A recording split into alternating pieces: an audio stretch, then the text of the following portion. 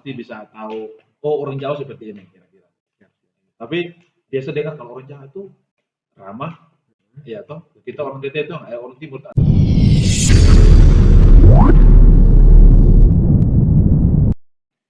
Baik, selamat pagi, Kak John. Kita sekarang diskusi santai istilahnya. Kak John ini dari Kupang Kalor. Di NTT itu luas sih kota provinsinya kayak di Papua di Jayapura. Betul. Saya itu di Alor, jadi kalau di Jayapura berarti kayak ke Nabireka atau mungkin ke Duga gitu. Duga. Misalkan begitu. Oh, tahu berarti Duga. Tahu. Wah. Makanya saya bilang saya itu baca ini. Luar biasa. Hobi, bukan hobi sih. Tertarik sekali baca ini. Pokoknya. Ini mana saya kalah. Misalkan begitu. Siap. Oke. Bagaimana sebelum dari tadi ke Alor ya? Alor. Nah, sebelum Alor berangkat ke Jawa bagaimana? Ya, ada persepsi seperti apa? Memang kalau melihat apa namanya, kalau dengar nama Surabaya walaupun belum pernah ke sini tapi tidak asing lagi, maksudnya orang tahu Surabaya itu begini, kota terbesar kedua di Indonesia misalkan begitu. Tapi kalau ke sini baru pertama kali di sini, terus baru bulan Januari tanggal 7 kita di sini, sampai di hari mungkin sudah 3 bulan lebih lah, udah 4 bulan. Baik, dan sampai ke Surabaya saya seperti apa terhadap budaya misalnya, terhadap orang-orangnya misalnya. Oh begitu.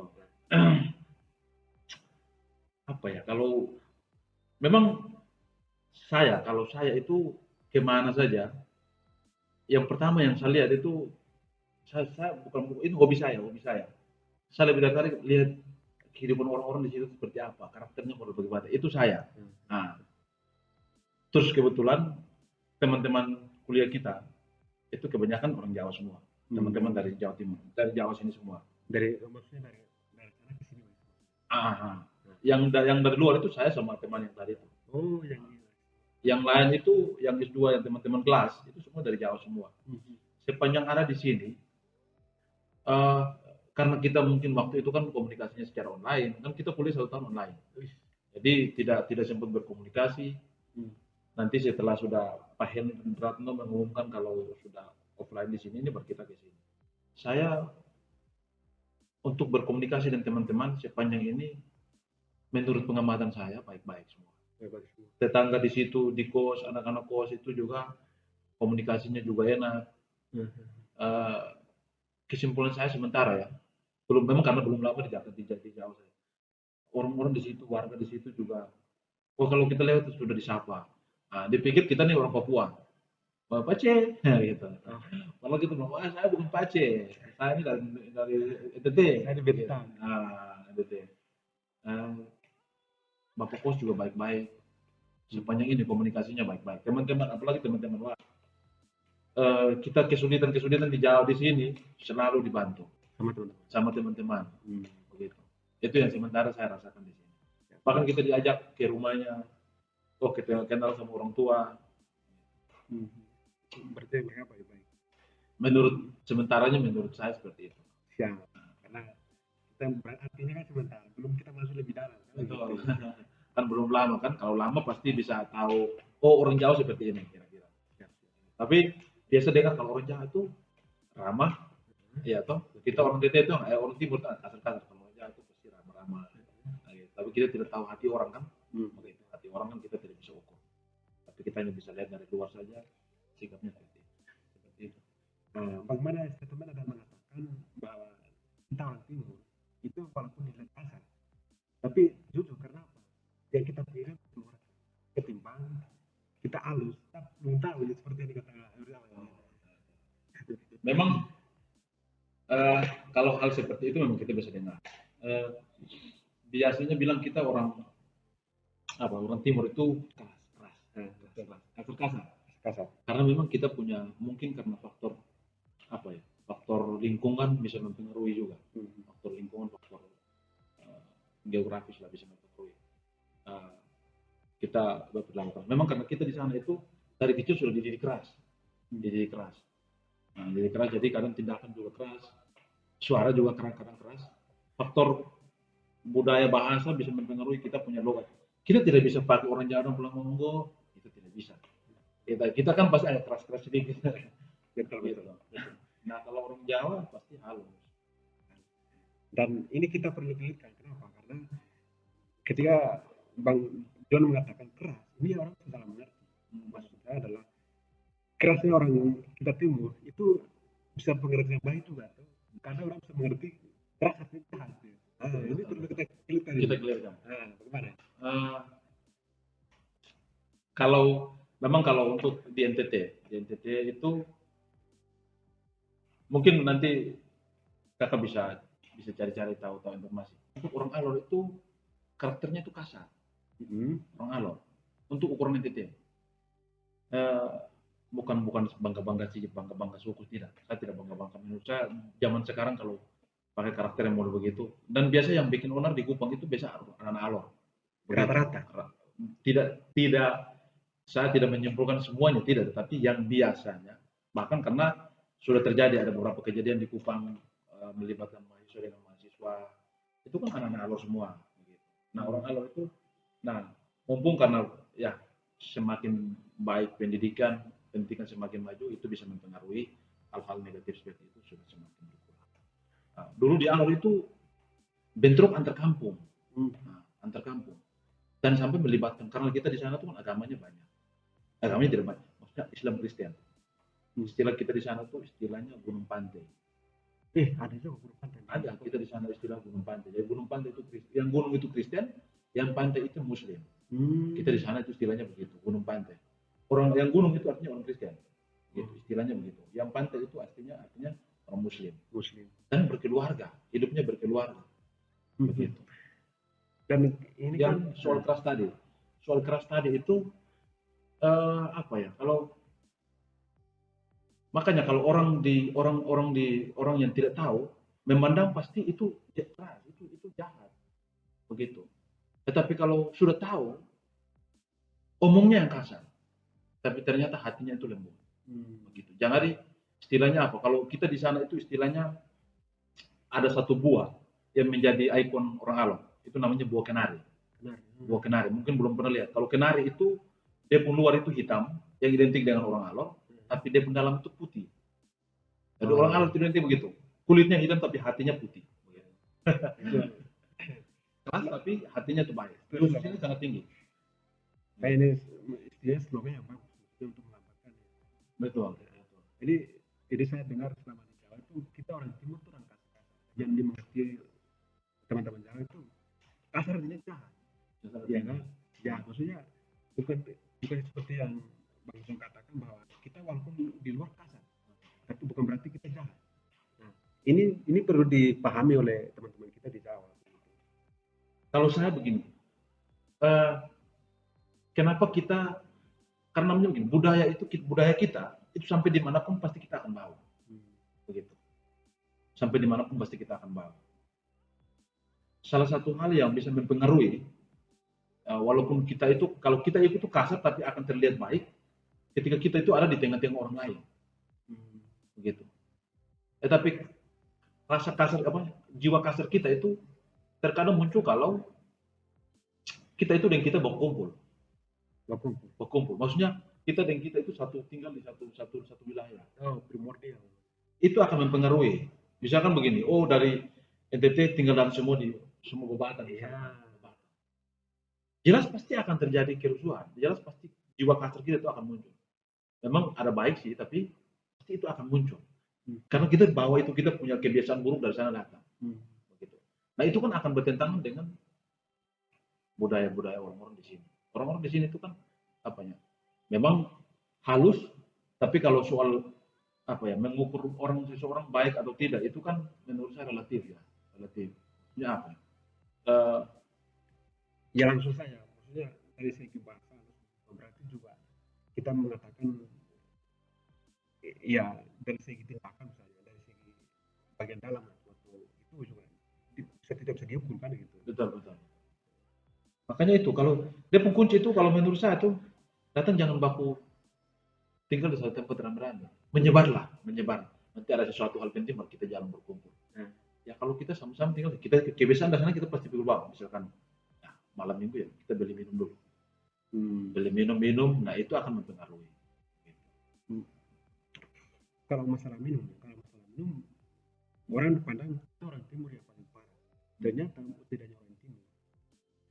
Di teman-teman Jawa banyak juga. Minum juga banyak. Cuman mereka tahu. Ya kan mereka tahu batasnya.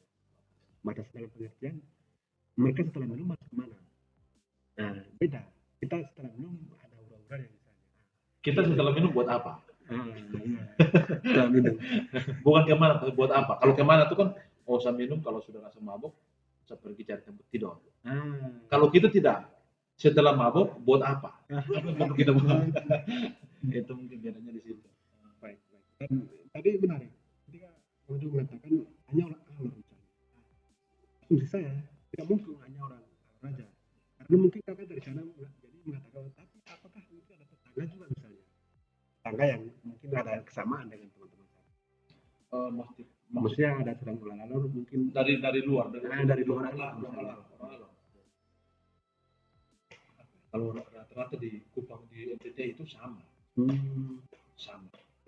Semua soal kasar itu memang semua kasar, tapi ada suku-suku tertentu saja yang bisa. Ini kan soal kalau kasar itu soal mental sebenarnya. Betul. Soal mental.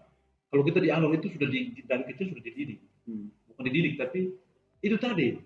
Seperti yang saya gambarkan di tulisan saya itu. Mewariskan sesuatu yang salah kepada anak-anak. Dan itu akan terbawa. Nah itu yang menurut saya salah. Karakternya itu tidak akan berubah. Baik. Dan kita orang timur kan, orang timur kita ke Jawa pasti ingin sukses.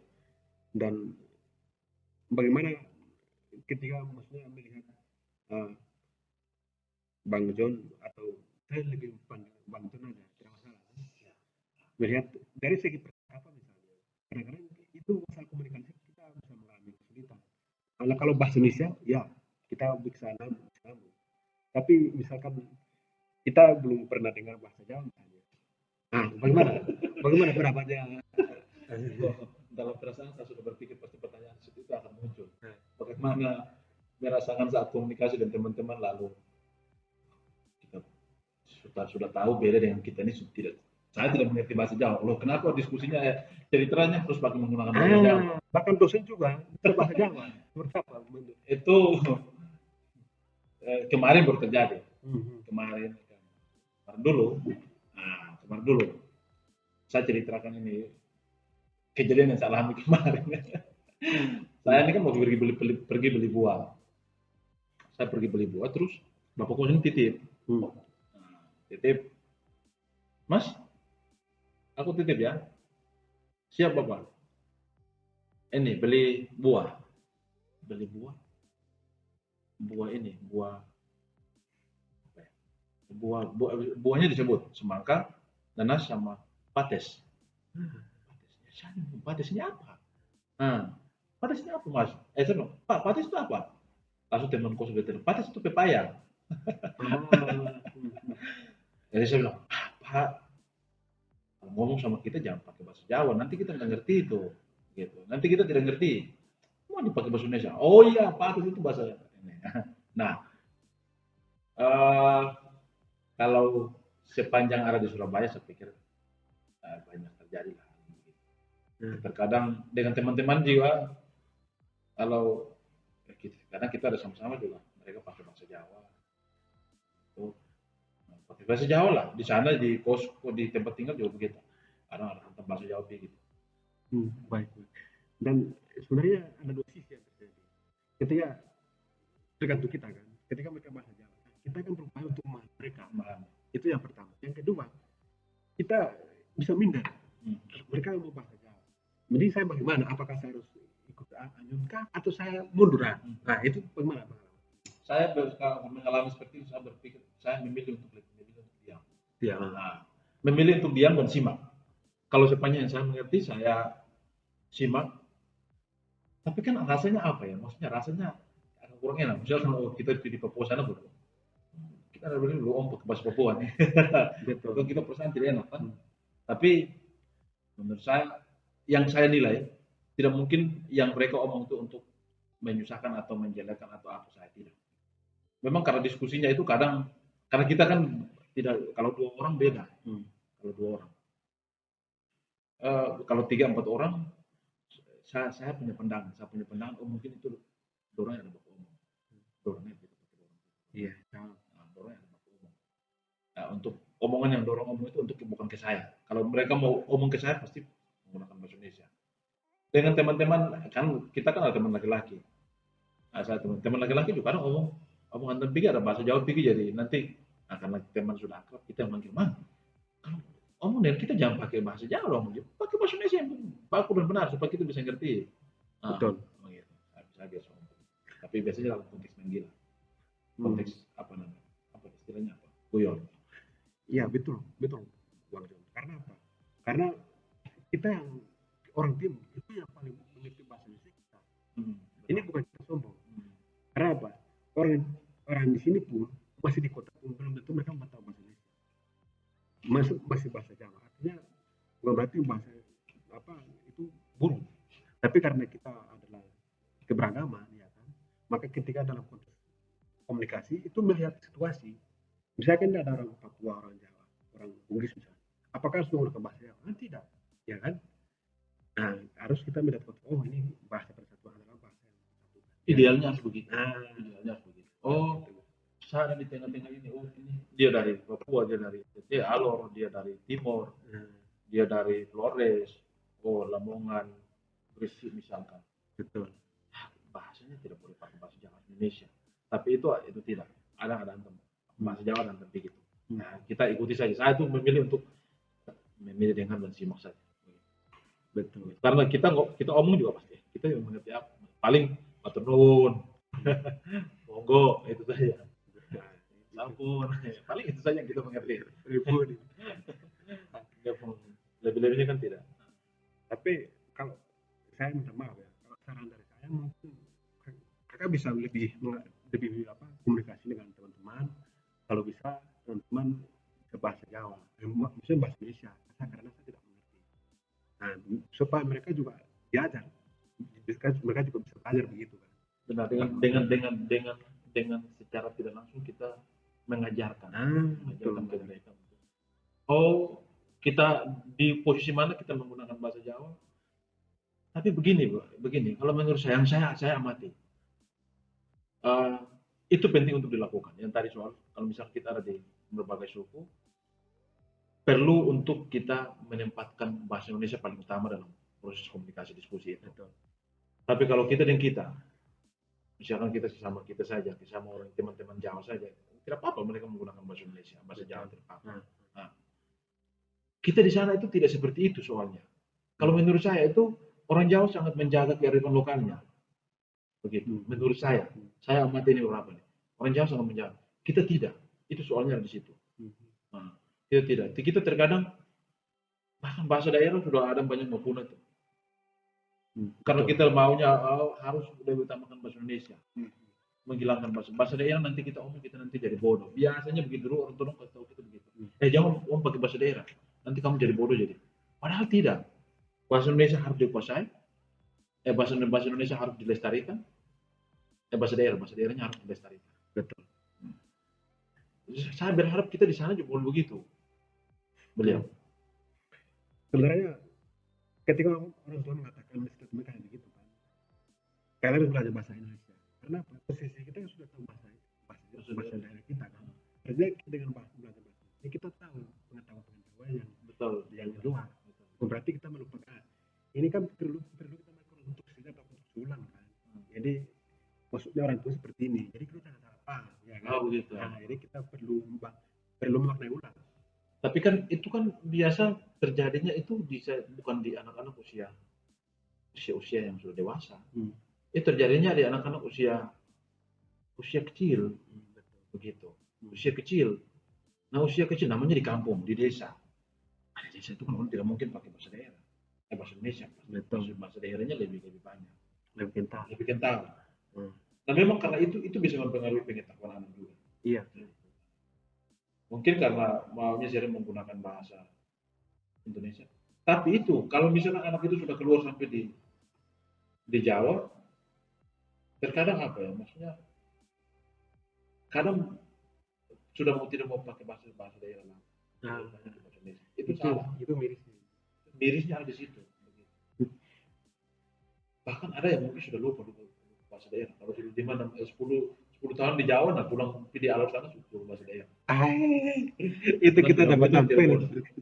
Tapi menurut saya hanya itu mungkin kelemahannya itu. Terkadang ada banyak suku di sini teman-teman di Jawa menggunakan bahasa daerah. Tapi dari segi positifnya menurut saya itu baik. Menurut saya baik karena mereka menjaga Iya, lokal sistemnya itu. iya loh. Iya. Dan ini Bang John kan sementara ini bergerak di pendidikan. Ya. Ini sangat penting bagaimana untuk konteks seperti ini bisa diberi apa ya pembelajaran ke atau misalkan posisi ada di kita di desa misalnya. Nah, ini perlu strategi kan supaya bagaimana kita tahu bahasa Indonesia itu sudah kita tahu, tapi dengan bantuan bahasa kan kita bisa mengerti banyak hal. Nah, itu sekedar pendidikan ya, pendidikan bagaimana. Oke, sekarang sekarang setelah kita masuk dalam ini ya, pembelajaran aktivitas kuliah. Ini bagaimana misalnya kesan-kesan setelah saya dengar kan Bang Zon kan sedang ujian kan. Ya, seperti apa kesan terhadap dosen-dosen di sini? Kan tadi kita menyinggung bahasa Jawa kan. Nah, mereka misalkan ada masukan atau ada seperti apa melihat mereka bagaimana? Kalau untuk saya lihat kemarin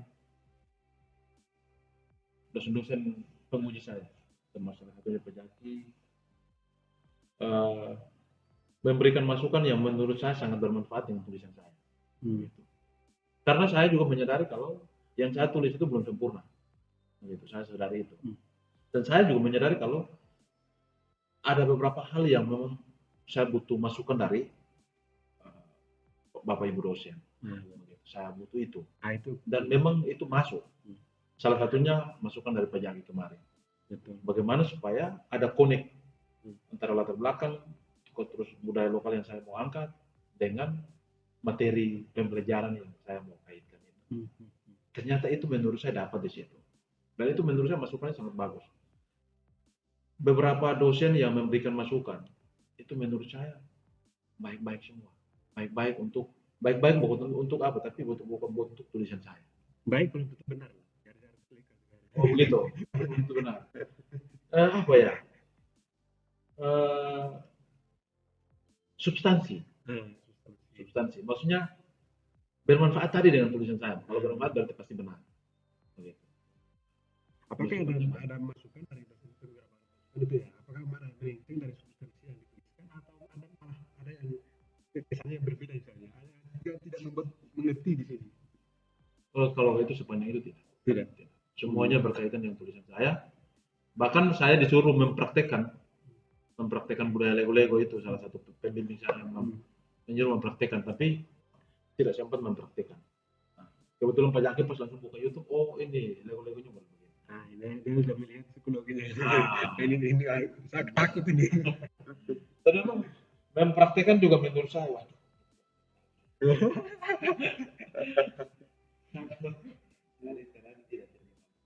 Tapi kritikan masukan kemarin itu menurut saya substansi semua. Itu diberi kebaikan tulisan saya. Kebenaran